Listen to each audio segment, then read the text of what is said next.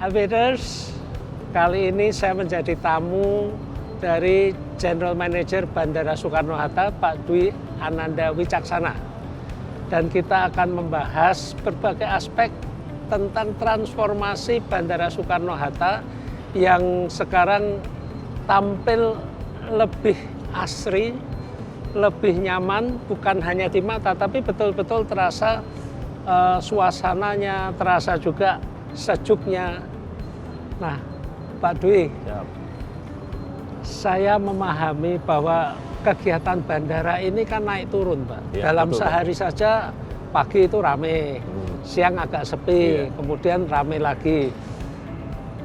Dalam seminggu juga gitu, dalam setahun juga ada masa-masa yang sangat ramai, ada masa yang sepi. Nah, ini kan terkait dengan kapasitas terkait dengan biaya. Kapasitas tentunya dirancang untuk bisa melayani pada saat puncak peak traffic ya. Sekali, Pak. Liburan akhir tahun, kemudian mudik, kemudian juga sekarang masa haji. Kalau sedang sepi kan biayanya juga nggak bisa langsung turun. Bisa, nah, Pak. ini bagaimana strategi pengelolaan bandara agar tetap bisa efisien, tapi juga ketika masa beban puncak ini juga mampu melayani dengan baik. Ya, jadi betul sekali nih Pak Alvin. Kita kan terdiri dari 3 terminal nih Pak Alvin, terminal 1, 2, dan 3. Memang by design kalau kita ngomong hemat energi dan lain-lain di saat operasional, terminal 1 dan 2 ini lebih mudah kita kendalikan. Tapi kalau kita lihat terminal 3, dia seperti satu gedung, artinya kita nggak bisa listrik dimatiin sebelah, kemudian AC sedikit dikurangi, itu tidak bisa. Nah, salah satu strateginya adalah pertama tentunya kita berbasis data nih Pak Alvin. Data saat ini kami sudah memiliki suatu database ya, raw database yang kita ambil dari berbagai sumber. Dari flight schedule, dari flight planning, dari inputan airline terkait delay dan lain-lain. Dari permintaan misalnya pesawat-pesawat yang non schedule dan lain-lain, kita ambil. Kemudian kita prediksi.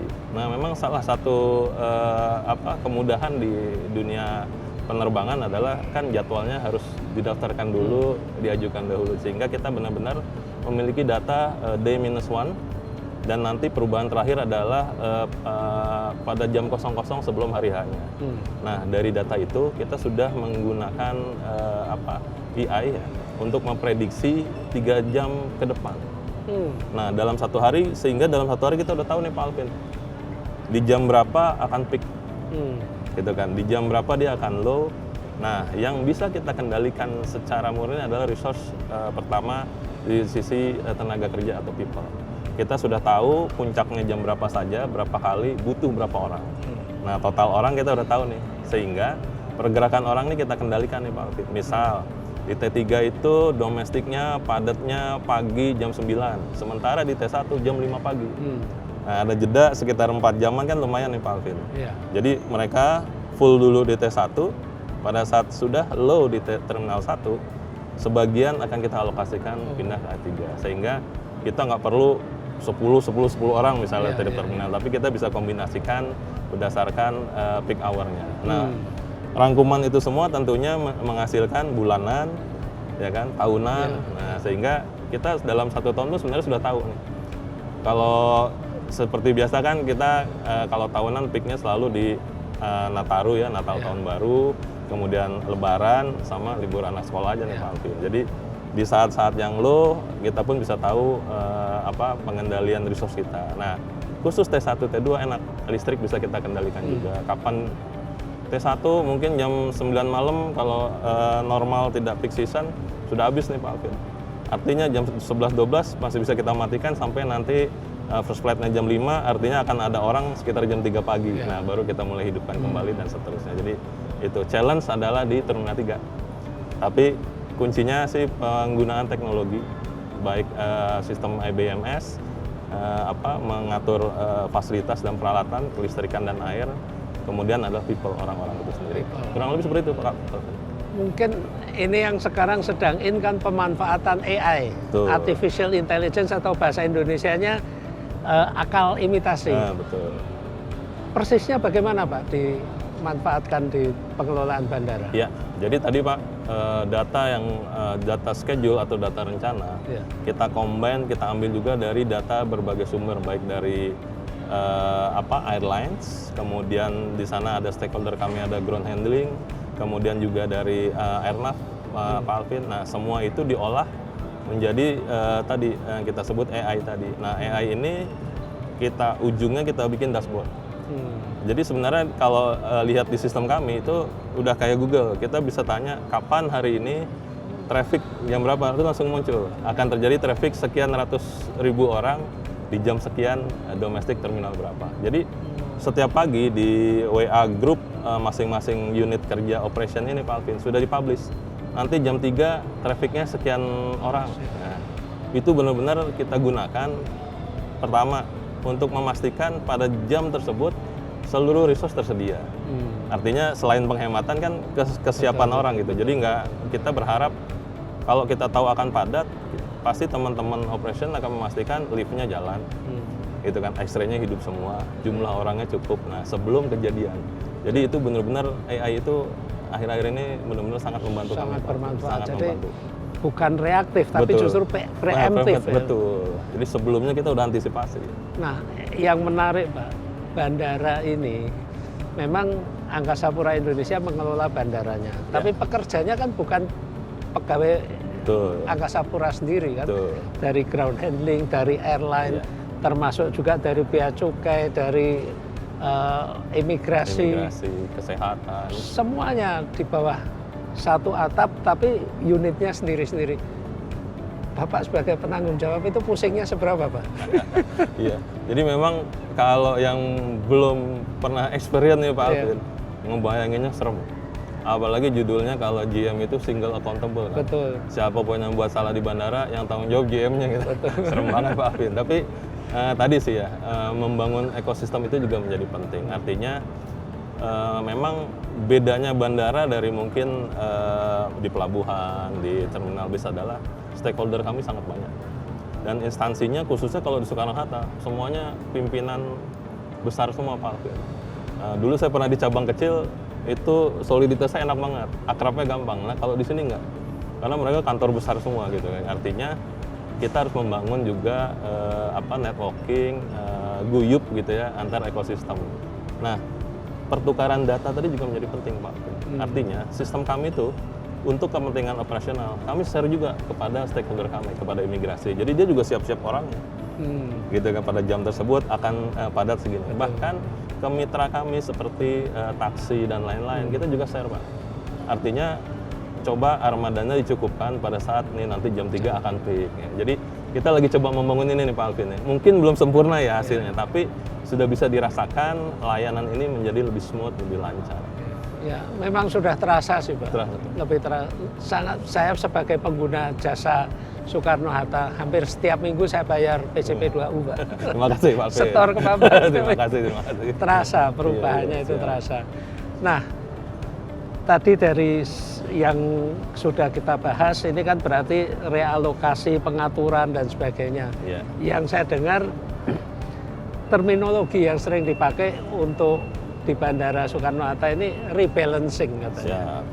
Mungkin Bapak bisa jelaskan rebalancing itu bagaimana sih dan ini dampaknya terhadap operasi, terhadap pergerakan pesawat, kemudian kelancaran traffic dari luar yang masuk juga itu bagaimana Pak? Iya. Jadi in term of rebalancing ini sebenarnya dimulai dari sisi udara sih Pak Alvin. Kan kami punya 3 runway. Iya. Nah, artinya kemampuan runway ini melayani take off landingnya pesawat kan juga kalau satu itu padat sejam dipenuhi 10-15 pesawat di satu runway kan yang ngantri banyak nih di atas Pak. Jadi sisi udaranya kita balance dulu. Nah sisi udara sangat terkait juga dengan parking stand di terminal. Iya. Kecukupannya di mana, posisi di mana, pengaturan pesawat mana, parkir di terminal mana, dan akan dilayani terminal mana. Itu dari situ dulu kita mulai. Nah, dulu pada saat pandemik kan semuanya untuk efisiensi dikumpulin terminal 3 nih Pak Alvin. Jadi setelah pandemik dan mulai menggeliat lagi penerbangan, kita lihat terminal 3 itu padat banget. Betul. Orang berangkat umroh, pengantarnya di sana. Ditambah terminal 3 itu areanya Republik kan di area check-in kan. penuh di sana. Karena domestik yang non premium juga di sana gitu kan. Nah, mulailah kita melakukan kembali yang disebut rebalancing. Artinya ternyata di terminal 1 dan 2 kan kapasitasnya sangat sedikit nih. Nah, supaya tidak fokus di terminal 3 karena begitu terminalnya padat, dampaknya semua pesawat pengen parkirnya terminal 3, pengen take off landingnya misalnya dari runway selatan semua kan udah jelas nggak balance tuh, penuh semua. Akhirnya ngantri, bisa terjadi delay, terlambat dan seterusnya. Nah, kita coba rebalancing. Nah, salah satunya memindahkan airline Citylink yang cukup banyak penumpangnya. Citylink itu per hari sekitar 18.000 sampai 20.000 penumpang, artinya cukup tinggi. Kita pindahkan ke terminal 1B. Nah, waktu itu dipindah 3-4 hari setelah kepindahan Pak, itu langsung terasa. Karena apa yang terjadi? Di 1A kita tahu waktu itu sebenarnya sebelum Citylink terjadi juga pertukaran Super Airjet dengan Lion. Di mana Lion kan trafiknya lebih rendah, ditaruh di 1A, Super Airjet di terminal 2. Nah, setelah direbalancing seperti itu, dampaknya dari jumlah penumpang aja nih Pak Alvin, jadi rata. T1 yang biasanya dia hanya 30 ribuan, dia menjadi 40 ribu. Karena ada Citylink tadi di sana. Kemudian T2 juga mulai bertumbuh karena ada Super Airjet di sana. Dia yang biasanya juga 30 ribu something dengan terminal seluas itu, dia menjadi 40 ribu. Nah, terminal 3 yang biasanya 60 ribu lebih sampai 80 ribu, dia berkurang 20 ribuan sekitar 50 ribu. Artinya apa? Space-nya lebih luas, lebih nyaman. Dan jumlah pesawat per jamnya yang parkir dan dilayani terminal menjadi terbagi rata di seluruh terminal. Sisi udaranya pun rata. Nah, rebalancing ini sangat membantu. Jadi kalau bercermin dari traffic angkutan lebaran kemarin, terlihat kok terminal anteng-antengan nih sepi. Iya, nggak sampai berjubel seperti dulu. Padahal kalau di Soekarno-Hatta jumlah penumpangnya naik Pak Alvin. Tapi nggak kelihatan crowded dan lain-lain. Karena tadi sudah balance, di T1-nya naik, T2 naik, T3-nya juga naik, tetap seimbang. Jadi rebalancing ini memang salah satu rumus, salah satu jurus yang diterapkan sangat membantu, khususnya kemarin terbukti pada saat angkutan lebaran Pak. Pemerataan. Betul. Luar biasa. Itu kan juga bukan sesuatu yang mudah bagi airline, itu juga exercise yang besar, biayanya juga tidak kecil, juga edukasi kepada penumpang. Apa resep Bapak sehingga airlines itu juga mau menerima Pak? Jadi biasa nih Pak Alvin, kalau seperti itu kan namanya sebenarnya realnya kan dunia bisnis ya. Melayani tapi sebenarnya ujung-ujungnya ada bisnis di sana. Artinya kita harus take and give nih Pak Alvin. Pada saat kita punya kepentingan ingin merebalancing dan dia melibatkan airlines, pastikan mereka juga berpikir, apa untungnya sih buat saya? Nah gitu kan. Nah itu harus kita sampaikan, jadi prosesnya juga nggak mudah Pak Alvin. Kita biasanya undang rapat dulu, diskusi teknis. Nanti kamu ground handling saya kan jadi kebagi dua nih biaya dan lain-lain. Nah pada saat itu yang paling tanda kutip adalah ampuh kami tawarkan ke mereka adalah on time performance yang bisa mereka raih, khususnya Citylink. Nah, Citylink dulu di Terminal 3, Pak Alvin, dia dalam tanda kutip lagi nih, rebutan layanan kan dengan Garuda. Betul. Gitu kan, dia harus berbagi sistem, berbagi counter check-in dan seterusnya, termasuk parkir pesawatnya. Nah, pada saat mereka dipindahkan Terminal 1B, dan mohon maaf, Terminal 3 kan kami sering mendapat kritikan jauh dan lain-lain. Nah dulu Citylink kan sekitar gate 20 ke atas nih Pak Alvin. Terminal 3 itu terminal sehat Pak? Betul. Sebelum naik pesawat kita jalan sehat dulu. Nah dengan beranjak dari situ, satu yang kami tawarkan Pak Alvin, kalau di T1 itu super fast banget kan. Nah uji coba penumpang pertama Pak Alvin, bayangkan OTP yang biasanya ngejar first baggage-nya 20 menit aja atau 15 menit nggak kecapai. Begitu di Terminal 1B, Citylink 15 menit itu udah last baggage. Memang di sisi kami ada sedikit ruginya Pak Alvin, nggak ada yang jajan. Karena nunggu tas berdiri, 15 menit udah keluar, penumpang keluar gitu kan, langsung nyari kendaraan untuk pulang dan lain-lain. Tapi kan artinya itu sesuatu yang bisa kita offer kepada airlines, bahwa OTP Anda naik akan bagus. Dan terus terang, pada saat dia sendiri di satu terminal, seolah-olah dia pemilik terminal Pak Alvin. Layanannya seolah-olah khusus buat penumpangnya. Nah mereka senang juga itu. Jadi tenannya kita penuhi, AC-nya dibagusin. Itu terminal kan udah cukup lama tuh, 4 tahun tidak beroperasi Pak Alvin. Jadi kita modal juga. Iya, iya. Nah, dan salah satu yang kita tawarkan adalah bantuan shuttle bus pada saat beroperasi. Bantuan mensosialisasikan kepada penumpang bahwa ini pindah dan seterusnya. Jadi take and give lah. Alhamdulillah mereka happy Pak Alvin. Mereka happy dan support. Jadi ibarat kata kalau mau dipindah lagi tapi lebih baik pun oke-oke aja nih katanya gitu. Nah itu kiat yang luar biasa Pak. Itu Siap. betul-betul menawarkan win-win solution. Betul, win-win solution. Kita nggak maksa kok gitu. Cuma kita berharap ayolah kita support nih kan untuk penumpang juga gitu. Kliennya sama nih penumpang gitu kan. Pak Dwi, tadi udah bahas ya kita tentang perubahan-perubahan.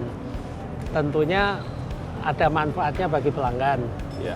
ada manfaatnya juga bagi airline. Ya. Nah, bagi Angkasa Pura sendiri, ini kan bukan biaya kecil. Oh. Dapat manfaat apa Pak? Apakah pendapatan meningkat atau bagaimana ini? Iya. Jadi kadang-kadang sesuatu itu kita yakini Pak Alvin nggak harus short term ya langsung instan dapat sesuatu. Memang di awal kalau dihitung itu ada pengorbanan biaya di sisi kamu Pak Alvin, gitu. Tapi ada dampak yang jangka panjang kita harapkan tadi. Airlines-nya happy sebagai klien bisnis utama kami, penumpang juga happy. Dan slot per terminalnya sebenarnya bertambah Pak Alvin. Karena kan dibagi rata. Nah, itu menjadi peluang bagi kami menambah memasukkan kembali airline-airline yang memang belum terbagi kebagian slotnya dan lain-lain. Jadi jangka panjangnya sih kami tetap yakin itu bisa tetap mengenerate revenue bagi kami bandara. Ya kalau bagi saya juga sering terbang Citylink. Ketika pindah terminal, saya lebih senang Pak. PJP2U-nya lebih murah. Lebih murah. Jadi terasa harga tiketnya turun. Albides masih bersama Pak Dwi Ananda Wicaksana, General Manager Bandara Soekarno-Hatta. Kalau tadi kita bahas tentang strateginya, kita akan bahas sekarang bagaimana manfaat yang dirasakan oleh airline, oleh penumpang, dan juga tentunya oleh PT Angkasa Pura Indonesia sendiri selaku pengelola bandara. Kita lanjut dengan Pak Dwi. Ya. Pak Dwi, Ya. kita sudah bahas tentang rebalancing tadi.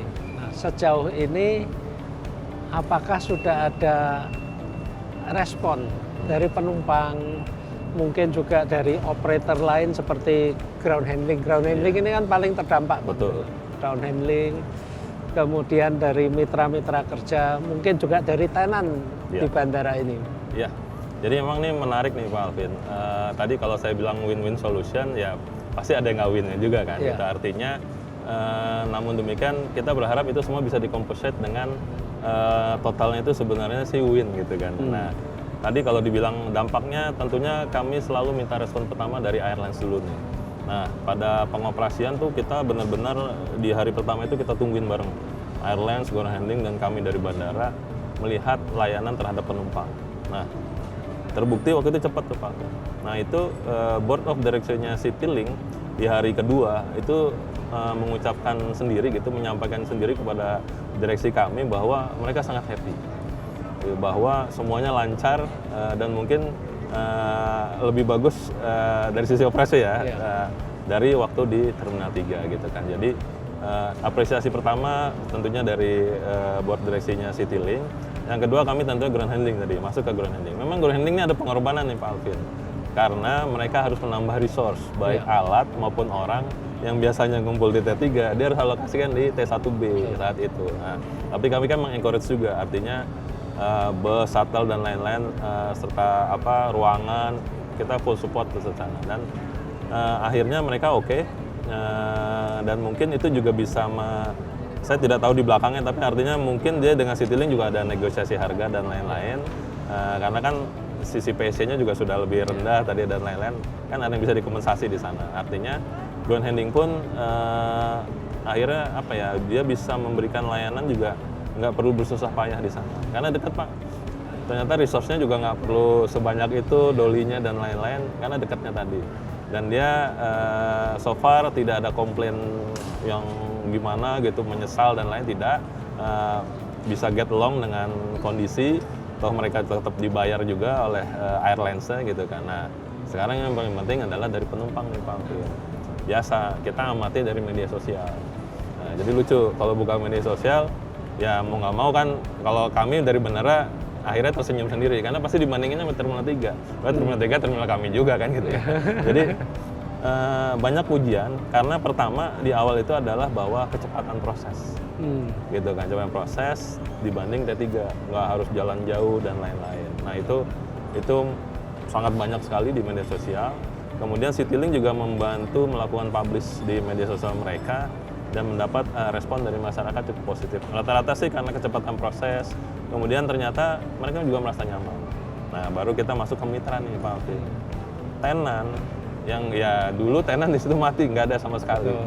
Nah akhirnya masuklah di sana. Memang sih waktu itu harapannya dari Pak Dirut kami, waktu itu Pak Faik ya, dia ingin tetap bisa menghadirkan brand-brand seperti di T3. Nah, cuma kan karena ini pindah ke 1B itu sebenarnya nanti akan dilanjutkan dengan pindah ke 1C lagi nih Citylink Pak Alvin. Karena 1C-nya akan selesai insya Allah di tahun ini. Sehingga itu lebih bagus lagi kan gitu kan. Sehingga si mitra ini kan juga ragu. Mereka kemungkinan tidak terlalu lama, mungkin hanya 6 bulan atau paling lama 8 bulan di T1B. Sehingga mencari mitra branded yang kayak di T3 tentunya akan lebih sulit. Sehingga kami penuhi dengan level yang middle. Artinya si mitra-mitra yang biasa bermain di kelas Terminal 1, 2 ini, dia ke 1B dia happy. Karena penuh Pak Alvin. Penumpang Citylink biasa nongkrong di T3, ngopi dan lain-lain. Begitu di T1B dia bawa kebiasaan itu. Efeknya tenan kami penuh semua. Jadi kalau mitra tenan sih saya rasa cukup happy, dan ternyata sampai dengan saat ini yang minta masuk T1 mitra-mitra tenan malah masih banyak nih Pak Alvin. Tempatnya yang udah nggak ada. Itu sukses marketing betul. Betul. Jadi seperti itu yang terjadi. Alhamdulillah kalau dibilang sih dari sisi operation komersial cukup sukses Pak Alvin. Jadi kerjasama antara bandara dengan airline dinikmati oleh penumpang mitra, dan juga mitra kerjanya, ini kunci sukses. Dan memang Bandara Soekarno-Hatta ini menarik Pak, karena sejak tahun 85 ini kan terus berevolusi. Betul.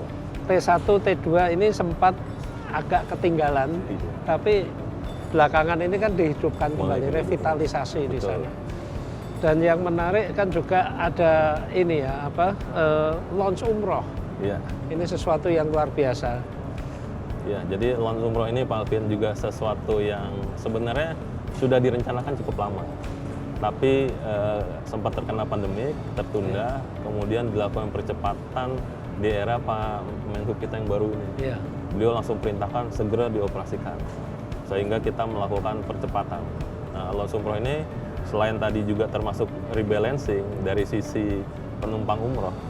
Meskipun belum semua ya Pak Alvin bisa pindah ke sana, jadi kita mentargetkan flight yang direct to Jeddah dan Madinah, which is itu adalah Garuda Indonesia dan Saudi. Nah di tahap awal kan paling murah Garuda dulu nih, sahabat kita gitu kan, sesama BUMN. Garuda bersedia memindahkan penerbangan Jeddah Madinahnya ke Terminal 2F, yang terjadi rebalancing lagi. Tapi sebenarnya kalau ngomong umroh, rebalancing yang terjadi adalah pengantar penumpang. Karena dulu di T3 padatnya karena satu yang berangkat Pak Alvin, yang ngantar bisa 10. Sehingga di area public check-in itu kalau di T3 dulu, penuh. Ya namanya orang daerah ya, kan lebih senang ngumpul. Pada saat ngumpul di satu titik, nggak ada kursi, duduk di bawah. Sebenarnya nggak apa-apa Pak Alvin, cuma kan kadang-kadang mengganggu flow dan lainnya. Sehingga memang perlu dilakukan alokasi. Nah idenya adalah kita buat terminal khusus umroh, dan alhamdulillah juga bisa digunakan untuk haji. Saat ini masih berlangsung di Terminal 2F tuh Pak Alvin. Balance lagi. Dari sisi trafficnya T3 turun kurang lebih hampir 20% di sisi umroh ya, penumpang umroh. Di T2F-nya yang tadinya kosong, jadi kapasitas kita digunakan. Listrik air nggak mau banjir nih Pak Alvin. Iya betul. Tetap bisa dia menghasilkan sesuatu di sana. Kapasitas launch umroh ini berapa penumpang? Pak? Jadi launch umroh itu kalau mau dibilang nyamannya, sebenarnya pada jam yang sama dia bisa menampung kurang lebih 1.500 penumpang. Betul. Jadi 3 flight lah. Kan kalau pesawat charter nih kadang-kadang sering jadwalnya berubah terus Pak Alvin. Jadi kita antisipasi dengan kapasitas yang luas. Dan dia cukup luas areanya, pengantar masih bisa mengantar sampai dengan sebelum mereka masuk ke X-ray. Artinya seluas itu Pak Alvin. Di atasnya dikasih masjid kebutuhan utama yang bisa menampung 2.000 orang. Masjidnya untuk 2.000 orang. AC-nya baru, nyaman, luas dan lain-lain. Jadi ya kita cukup memanjakan lah, kalau kata Pak Presiden kan memuliakan tamu-tamu Allah. Nah tujuannya salah satu itulah, biar dapat pahala juga Pak Alvin. Tapi memang data statistik menunjukkan bahwa selama tahun 2024 jumlah penumpang domestik ini pertumbuhannya tidak signifikan. Ya, betul. Hanya sekitar 4% kalau nggak salah. Tapi penumpang rute internasional ini 21%. Ya. Dan kalau kita teliti lagi, pertumbuhan 21% ini tidak lepas dari jumlah pelaku perjalanan umroh ini. Betul, Jadi ya memang sudah selayaknya diberi fasilitas dan pelayanan khusus. Betul. Ya itu juga nggak lepas dari tadi kolaborasi dengan imigrasi. Mereka bersedia nambah personil di area terminal umroh kita. Teman-teman dari Bea Cukai juga menambah personil. Meskipun kita juga support beberapa fasilitas untuk mendukung kelancaran gitu. Artinya kolaborasi stakeholder ini ada peran penting juga Pak. Bagus Pak, saya sudah pernah melihat dalamnya, luar biasa. Itu fasilitasnya sekelas bintang 5 Pak, hotel bintang 5. Alhamdulillah sampai Presiden berkenan meresmikan Pak. Luar biasa. Baik Pak Dwi, terima kasih telah menjelaskan secara detail ya tentang transformasi di Bandara Soekarno-Hatta, bukan hanya yang kasat mata, tapi sistem di belakangnya yang membuat operasi bandara menjadi lebih efisien, pemanfaatan sumber dayanya optimal, dan bagi pengguna jasa bandara ini menjadi sangat nyaman. Kita sekarang paham apa yang dilakukan, dan saya yakin ini juga tidak akan berhenti di sini saja, ini akan terus bertransformasi. Terima kasih Pak Dwi. Semoga ini terus berlanjut, makin banyak perbaikan, semakin banyak manfaat bagi pengguna jasa bandar udara. Siap, Pak Alvin. LBTS, demikian bincang-bincang kita dengan Pak Dwi Ananda Wicaksana, General Manager Bandara Soekarno-Hatta. Semoga bermanfaat. Alvin Lee, Aviation, happy landing.